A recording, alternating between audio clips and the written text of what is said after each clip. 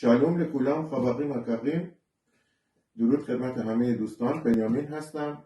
امروز در خدمتتون هستم با برنامه آشپزی آموزش پخت بهترین کتلت اسرائیلی از کتاب آموزشی موساد. مواد لازم: به چرخ گوشت هیچ رقم نیاز ندارید. به گوشت نیاز ندارید. به سیب زمینی نیاز ندارید. تخم مرغ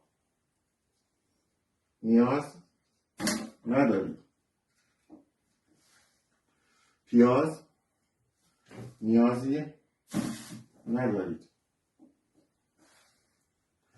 ادویه‌جات زردچوبه نمک نیاز ندارید.